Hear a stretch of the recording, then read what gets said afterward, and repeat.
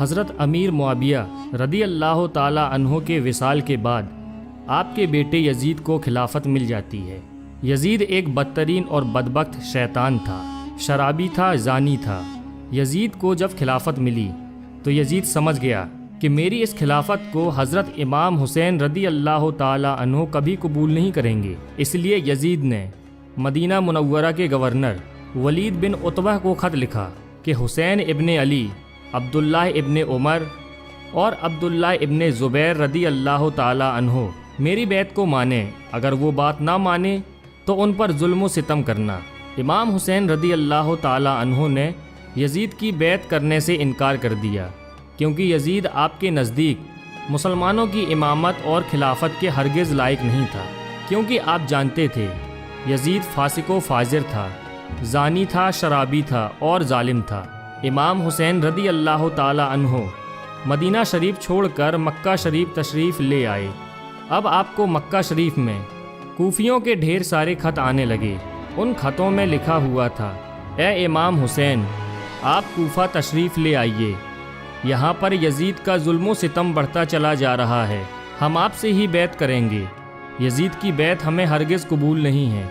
آپ نے حالات کو سمجھنے کے لیے اپنے بھائی مسلم بن عقیل رضی اللہ تعالی عنہ کو یہ کہہ کر کوفہ بھیجا کہ جاؤ، جا کر وہاں کے حالات معلوم کرو، وہاں کے حالات کیسے ہیں۔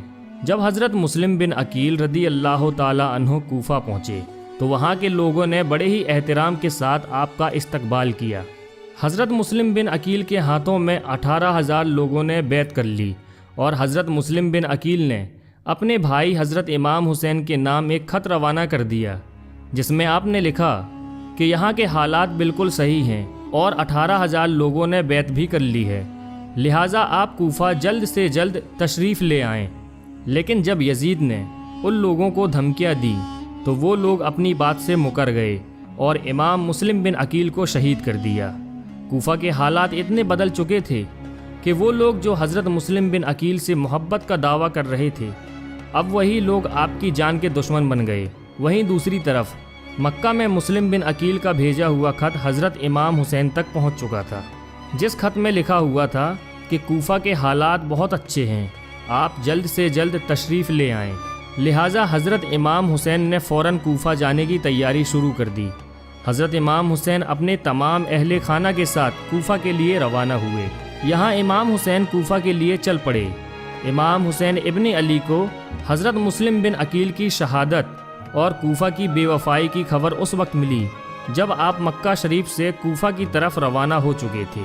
جب آپ کوفہ شہر کے بالکل قریب پہنچ گئے تو آپ کو یزیدی فوج نے روکنے کی کوشش کی۔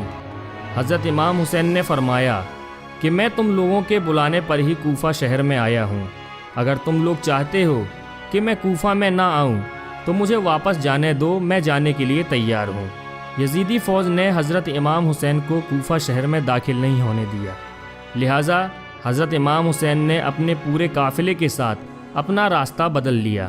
چلتے چلتے جب آپ ایک چٹیل میدان میں پہنچ گئے تو آپ نے ایک شخص سے سوال کیا کہ یہ کون سی جگہ ہے؟ اس شخص نے کہا اس جگہ کو کربلا کہا جاتا ہے۔ آپ نے فوراً اپنے پورے لشکر کو حکم دیا کہ یہیں پر خیمہ لگا دیا جائے، لہٰذا اس طرح سے حضرت امام حسین کربلا میں پہنچے۔ ادھر یزیدی فوج کو جب اس بات کا علم ہوا کہ حضرت امام حسین نے اپنا خیمہ کربلا کے میدان میں لگایا ہوا ہے تو یزیدی فوج نے بھی فوراً کربلا کے میدان میں پہنچنا شروع کر دیا۔ یزید کی جو فوج کربلا پہنچ رہی تھی ان کی سپہ سالاری ابن سعد کر رہا تھا۔ حضرت امام حسین نے ابن سعد سے کہا کہ یا تو تم مجھے یزید کے پاس لے چلو یا پھر مجھے اپنے شہر مکہ واپس جانے دو، لیکن ابن سعد نے ان دونوں باتوں میں سے کوئی بھی بات قبول نہیں کی اور وہ آپ کو بیعت کرنے پر مجبور کرتا رہا، لیکن آپ نے اس کی ایک بھی بات نہیں مانی۔ دن گزرتے گئے اور 3 محرم کا دن آ گیا۔ اب ظالم یزید نے امام حسین کے سامنے 22,000 سپاہیوں کا لشکر بھیج دیا۔ دوسری طرف حضرت امام حسین کے ساتھ 82 لوگ تھے، جس میں عورتیں اور بچے بھی شامل تھے۔ کتنی حیرت کی بات ہے کہ یزیدیوں میں امام حسین کا اتنا خوف تھا کہ جہاں امام حسین صرف 82 لوگوں کے ساتھ میدان کربلا میں تھے، جس میں عورتیں اور بچے بھی شامل تھے، वहीं यजीद ने मुकाबले के लिए आपके सामने 22,000 का लश्कर भेज दिया, जो कि इमाम हुसैन के सामने 100 गुना से भी ज़्यादा था। इमाम हुसैन के सामने यजीदी फ़ौज के हौसले पस्त हो गए। आखिरकार उन्होंने ये फ़ैसला किया कि अगर इमाम हुसैन को हराना है तो उनका पानी बंद करना पड़ेगा, तभी इनका मुकाबला किया जा सकता है। दिन गुजरते गए और 7 मुहर्रम का दिन आ गया और 7 मुहर्रम को ही यजीदी फ़ौज ने इमाम हुसैन के काफ़िले वालों पर पानी बंद कर दिया। आपको बताते चलें कि करबला के मैदान में पानी का कोई भी इंतज़ाम नहीं था सिवाय नहर फुरात के, लेकिन 7 मुहर्रम के दिन नहर फुरात का पानी भी हज़रत इमाम हुसैन के खेमे वाले लोगों के लिए बंद कर दिया गया। हज़रत इमाम हुसैन और उनके साथ मौजूद तमाम जवान लोग तो इस प्यास को बर्दाश्त करते रहे, लेकिन छोटे छोटे बच्चे और औरतों का प्यास की वजह से बुरा हाल हो चुका था।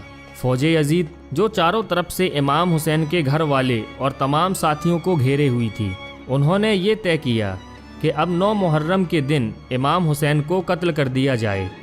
हज़रत इमाम हुसैन ने हज़रत अब्बास से कहा, अब्बास जाओ यजीद की फ़ौज के पास और उनसे कहो हमें एक रात अल्लाह की इबादत करने के लिए दी जाए।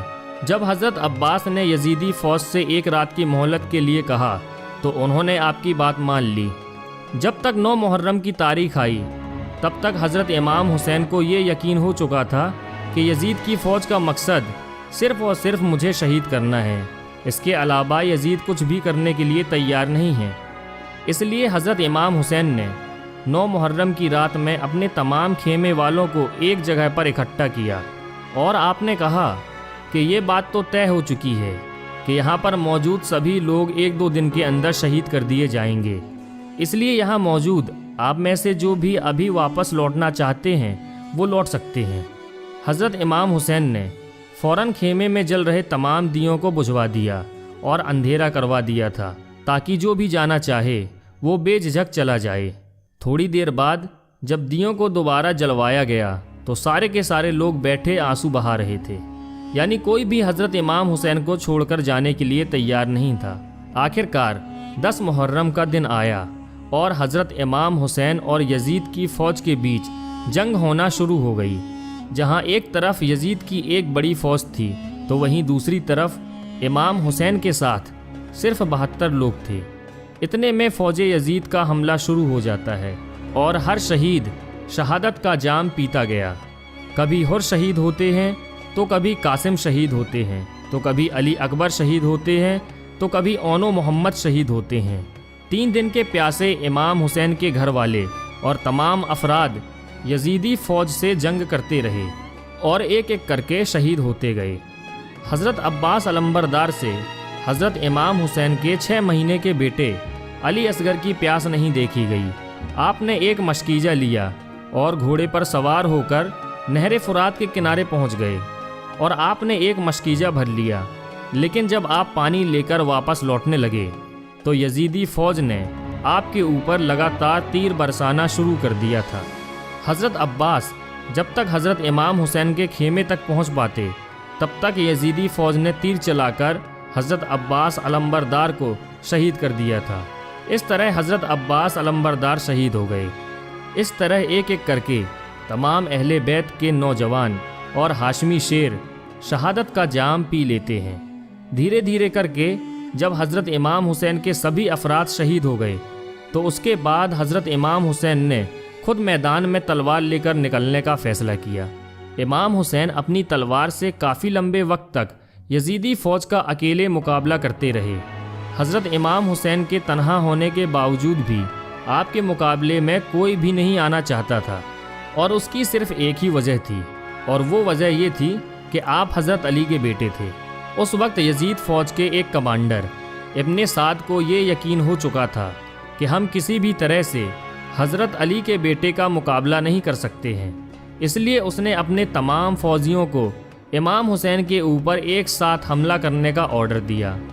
तमाम लोग हज़रत इमाम हुसैन पर एक साथ मिलकर हमला कर रहे थे, लेकिन उसके बावजूद भी इमाम हुसैन लगातार ये साबित कर रहे थे कि बातिल चाहे तादाद में कितना भी हो, लेकिन वो हक और सच के मुकाबले में बिल्कुल भी टिक नहीं सकता।